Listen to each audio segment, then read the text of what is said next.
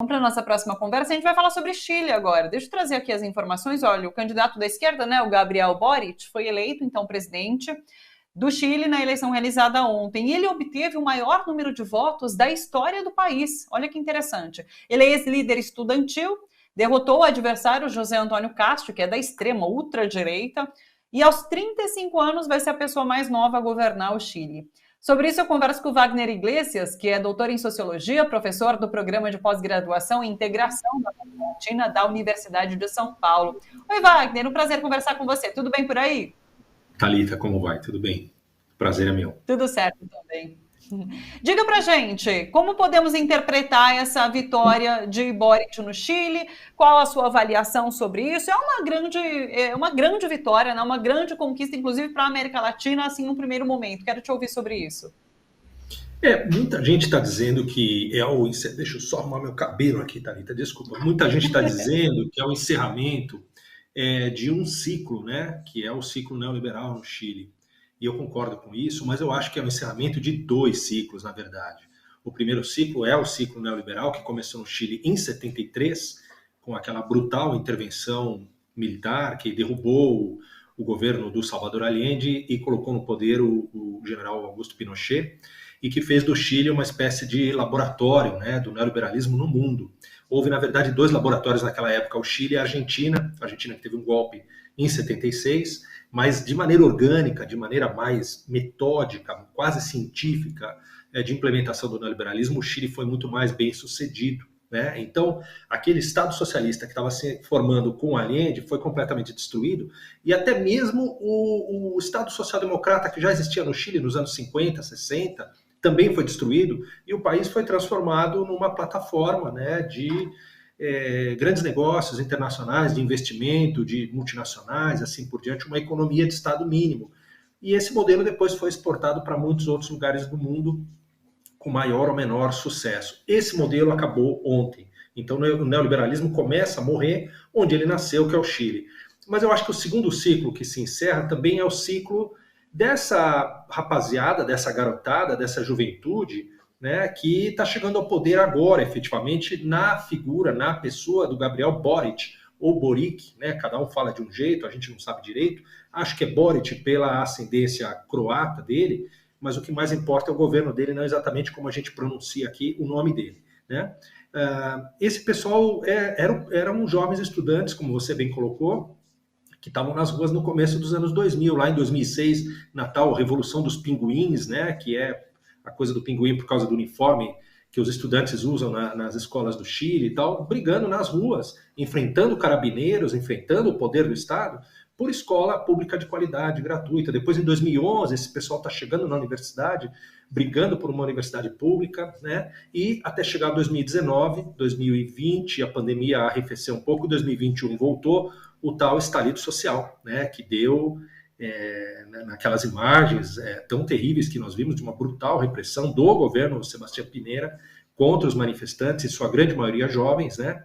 E ao mesmo tempo deu numa grande mobilização social que resultou na convocação de uma Assembleia Nacional Constituinte, que está acontecendo agora, nesse momento, no Chile, né? E que é digamos assim, o primeiro ato desse ciclo que se abre. Então, se encerrou o ciclo neoliberal, eu acho que se encerrou aquele ciclo das grandes mobilizações de rua, e agora todas essas forças políticas muito jovens, né, que vêm oxigenar a política chilena, chegam efetivamente ao poder. Algumas já estavam no parlamento como deputadas, principalmente pelo Partido Comunista, mas agora terão o desafio de governar, né?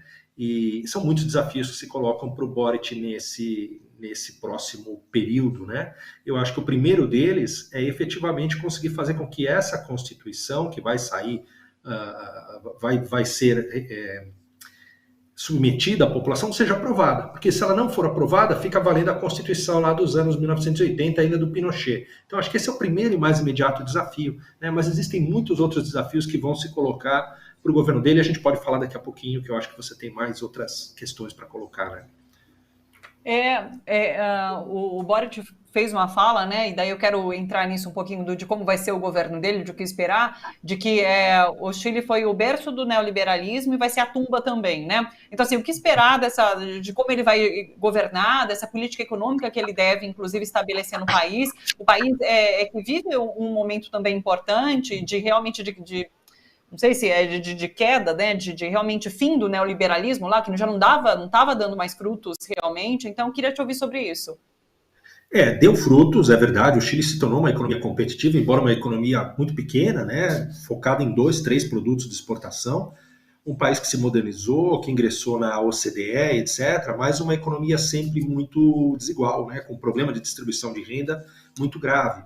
E mais do que isso, uma economia que, para se tornar atrativa, ainda naquele modelo neoliberal, atrativa a investidores internacionais, transformou políticas públicas fundamentais para a promoção do bem-estar social, educação, saúde, previdência social, transportes, transformou em mercadoria, né? E acabou privatizando várias destas áreas, e isso também contribuiu para o tal estalido social, que, se a gente lembrar, começou com a questão do sobrepreço, aumentou um pouquinho a tarifa dos metrôs, e aí estudantes de ensino fundamental 2, né, adolescentes foram protestar, e depois a sociedade inteira abraçou aquilo, e foi muito mais do que a luta pela educação, que em si já é uma luta muito grande, né? Mas o desafio para o Boric, o primeiro, acho, é que a nova Constituição, será fruto de uma constituinte paritária, metade das cadeiras são ocupadas por mulheres, a outra metade por homens, e com 10% das cadeiras ocupadas pelos povos indígenas, os povos originários.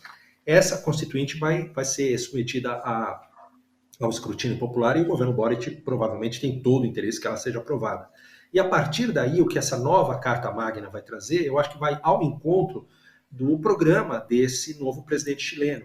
A primeira coisa é mudar o modelo de desenvolvimento do país. O Chile não pode mais depender apenas da produção e exportação do cobre, que é o carro-chefe das exportações do país, da economia do país, de pescado, de frutas, de vinho. O desafio desse governo é diversificar essa estrutura produtiva. E esse desafio não é simples pelas próprias características da economia global hoje, né, que tendem a tornar os países muito assim especializados, né, em commodities, etc., principalmente um país da periferia do mundo, como é o Chile, como também é o Brasil, como é a América Latina como um todo. Mas esse novo modelo de desenvolvimento, ele tem que crescer, né, promover o crescimento, incluir pessoas, diminuir a desigualdade social, mudar a relação do Estado e do próprio setor econômico privado com o meio ambiente, né, respeitando os ciclos produtivos e reprodutivos da natureza, né? O Chile é um país que, nas últimas décadas, agrediu muito os seus recursos naturais nessa ânsia, né, de se tornar um país competitivo a nível internacional. Respeitar os territórios, as culturas, as economias, os modos de ser, de existir, de pensar, de viver dos povos originários, dos povos indígenas. Quando a gente fala no Chile, lembra muito dos Mapuches, né, que estão lá na Araucânia, no sul do país, né, resistindo. Eles resistem à invasão do Estado chileno, à invasão dos espanhóis, à invasão do Império Inca. Quer dizer, eles resistem há séculos, né, na manutenção da sua cultura, da sua sociedade. Mas existem outros povos originários também no Chile e que também têm os seus interesses de manutenção dos seus territórios, de suas culturas, suas economias, etc. Então, mudar o modelo de desenvolvimento, pensando, né, em diversificar a estrutura produtiva do país, a inserção dele na economia global, respeitando os direitos da natureza. Provavelmente a Constituinte vai falar em direitos da natureza, né, a natureza como um sujeito de direitos e não como um objeto, respeitando os povos originários. Outro dilema que vai se colocar para esse governo é o respeito às minorias, e essas minorias a gente pode pôr entre aspas, porque muitas vezes são minorias políticas, mas são maiorias demográficas, e esse é o caso das mulheres chilenas, que hoje já não são minoria, porque ocupam metade dos assentos na Assembleia Constituinte, mas ainda tem muitos dos seus direitos por serem consubstanciados, né? As mulheres ainda continuam ganhando menos, continuam trabalhando mais, a jornada dupla, a jornada tripla de trabalho, uma sociedade que ainda é estruturalmente patriarcal, né? O direito das minorias hoje, dos imigrantes que estão, né, entrando no país, venezuelanos, haitianos e outros que estão se estabelecendo no Chile. Então, acho eu que existem muitos desafios para esse governo. E o Chile vai passar a ser visto novamente, mais ou menos, acho eu, pelos progressistas do mundo, pelos setores de centro-esquerda, de esquerda no mundo todo, mais ou menos com aquele mesmo, aquela mesma curiosidade, aquele mesmo entusiasmo, aquele mesmo interesse que o governo do Salvador Allende era visto no início dos anos 1970. Se o Chile foi um laboratório do neoliberalismo de 73 em diante, na ditadura militar do Pinochet, ele também era uma espécie de laboratório da construção de um socialismo por vias pacíficas, um socialismo não burocratizado, como já se observava à época no leste europeu, né? Um socialismo de características latino-americanas, né? E que agora, de alguma forma, dá para estabelecer algum tipo de paralelo. O governo Boric, um governo de gente jovem, de gente com ideias bastante progressistas, também vai ser observado pelo mundo, né, e sobretudo pelas pessoas de esquerda, de centro-esquerda, como uma experiência que pode vir a se tornar muito interessante, muito importante. Último ponto, eu te devolvo a palavra, um último desafio. Eu fiz uma colinha aqui, e está aqui o último ponto antes que eu me esquecesse. O Boric vai ter o desafio de reconectar o Chile à América Latina. Obviamente, a gente sabe que o Chile é sede da CEPAL, né, da Comissão de Estudos Econômicos da ONU para a América Latina e o Caribe, está lá em Santiago. O Chile participou da Unasul, o Chile participa da CELAC, da Comunidade de Estados Latino-Americanos e Caribenhos, mas o Chile, por exemplo, nunca foi parte do Mercosul. O Chile não tem exatamente no Brasil, na Argentina, na Bolívia, no Peru, parceiros comerciais tão importantes quanto poderiam ser, né? E o Chile, durante esse período todo de neoliberalismo, assinou muitos acordos bilaterais com países da região da Ásia Pacífico, Austrália, Nova Zelândia, Malásia, Taiwan, Coreia do Sul, se voltou muito para esse outro lado do mundo. Eu acho que mais um desafio que o governo Boric terá é de reconectar o Chile com as suas raízes originais, né? O Chile é muito mais parecido com a Bolívia, com a Argentina, com o Peru, com o Paraguai, com o Brasil, do que com esses outros países. Nada contra o país estar voltado, né, para a Ásia, para o Pacífico. Aliás, ali é o futuro da economia mundial. Mas um Chile mais próximo da América Latina é melhor para o Chile e é melhor para a América Latina como um todo. Wagner, vou juntar as minhas duas últimas perguntas, que serão em relação a possibilidade de golpe, inclusive, no país, né? Eu conversava agora com o Fernando Horta e ele falava sobre como o Lula trabalha aqui no Brasil em relação a estabelecer um governo sólido, né? Uma candidatura sólida, por enquanto, para, de repente, caso eleito em 2022, se mantenha no poder. Você acredita, primeiro, que Boric terá problemas com isso? Ele pode enfrentar talvez essas tentativas de golpe, já que é um governo progressista de esquerda ocupando o poder depois de muito tempo da direita ali no país, e como a gente pode trazer essa discussão que se faz lá no Chile aqui para o Brasil, porque ele foi eleito, inclusive, num primeiro turno com uma composição só de esquerda, né? E depois ele ampliou esse leque para mais setores políticos num segundo turno, que é um caminho diferente do que o ex-presidente Lula parece querer adotar aqui no Brasil, né? Conversando, fazendo essa frente ampla, até agora já num primeiro turno com o Geraldo Alckmin de vice. Então, assim, eu queria que você fizesse um comparativo entre esses dois países e a estabilidade da democracia. Olha, eu acho, Thalita, que golpe em moldes clássicos, né, os tanques nas ruas, um bombardeio sobre o Palácio de La Moneda, como aconteceu com Salvador Allende há 50 anos atrás, quase, eu acho que não. Agora, obviamente que a direita, e sobretudo a extrema-direita chilena, na figura do Castro, teve um desempenho bastante relevante nessa eleição e provavelmente vai ser um opositor ferrenho, né, desde o primeiro dia da posse do Boric, ele já vai estar ali fazendo, junto à opinião pública chilena, o contraponto. Agora, por outro lado, existem sinais na democracia liberal chilena que são importantes e interessantes e que a gente não sabe se veremos no Brasil no curto prazo ou no médio prazo.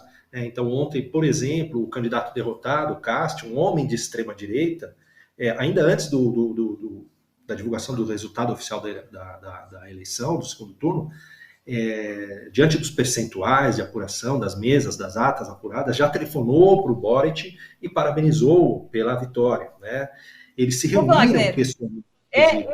Eu fiquei até impressionada com esse gesto do Cast, né? Porque a gente está numa era de políticos realmente tentarem, de qualquer forma, estabelecer poder. A gente viu, a gente vem assistindo o Bolsonaro aqui, né? A gente viu o Trump lá nos Estados Unidos e eu fiquei impressionado com essa postura de Cast. Sim, sim. Eles se reuniram pessoalmente, né? Se telefonaram e parece que depois se encontraram pessoalmente, um encontro rápido, etc. E também teve uma live, acabou de aparecer aí no vídeo, vocês viram, entre o atual presidente Sebastião Pinheira, e que obviamente, né, torcia, né, não podia declarar, mas torcia pela vitória do Cast, e o Boric, Pinheira e Boric. Então, a gente torce para que isso aconteça no Brasil no ano que vem, mas eu não sei se isso é garantido caso haja uma mudança, né, no Palácio do Planalto. De toda forma, o que se passou no Chile, o Boric no primeiro turno tinha um entorno mais de forças políticas de esquerda, e quando ele vai ao segundo turno com um candidato de extrema-direita, a direita tradicional, o centro, se voltaram a ele, né, se aliaram, declararam voto. A candidata do Partido Democrata Cristão, no próprio domingo do primeiro turno, assim que os resultados foram declarados, ela já deu o apoio dela ao Boric, porque a estratégia foi de isolar o extremista de direita, né? Essa foi a ideia. Obviamente que esses setores de direita, tradicional, de centro, eles vão ser críticos à gestão do Boric. Eu não sei se ele vai fazer um governo, né, com todos esses setores representados no ministério, no gabinete. Eu acho que não, né? Eles serão críticos, eles vão cobrar, mas me parece, acho eu, que o Chile é um país tão marcado pelas agruras da ditadura, né, que isso ainda é tão vivo na memória, sobretudo das gerações mais antigas, mas as novas gerações estudam muito a política no Chile e também sabem disso, embora não tenham vivido. As agruras, as memórias tão terríveis da ditadura são tão marcantes naquele país, que isolar alguém que possa ameaçar as instituições democráticas foi a prioridade de todos esses setores, né? Então, por isso aconteceu. Já no caso do Brasil, eu estava vendo a entrevista anterior, né? Eu acho que o presidente Lula está buscando garantir isso desde já no primeiro turno, né? Quando está trazendo aí a aliança com o ex-governador Alckmin, né? Que traz muito poucos votos, mas que sinaliza para determinados setores da elite brasileira, da burguesia brasileira, um governo de centros, um governo de moderação, né? De um gabinete talvez até mais heterogêneo, mais plural do que aquele que o Lula teve quando foi presidente, nos 2 mandatos. Eu acho que Lula busca garantir essa estabilidade, uma transição, caso ele venha a ser eleito, já de primeiro turno, né? Ele está buscando isso nas viagens internacionais, está buscando isso nas sinalizações que dá para o setor financeiro, para as entidades empresariais, né? Então, acho que ele já está tentando fazer isso desde já. No Chile não foi necessário fazer. No Chile, efetivamente, houve uma competição no primeiro turno, e a partir do resultado que se configurou, aí sim se costuraram essas alianças para isolar a extrema-direita. Perfeito. Wagner, agradeço demais a sua participação, as explicações que você traz aqui para a gente. É claro que a gente vai ficar acompanhando de perto essa experiência, como você coloca, no próximo ano e aprender junto, inclusive. Muito obrigada, estou me despedindo de todo mundo essa semana, então, assim, um bom fim de ano para você, que estejamos juntos também no ano que vem. Quero contar com as suas participações para nos ajudar a entender melhor a América Latina. Muito obrigada, viu? Eu agradeço, Thalita, a todo mundo da TVT e a todos que estão nos acompanhando, e um bom final de ano para todo mundo, e que 2022 seja um ano, né, mais auspicioso, um ano melhor para todos nós.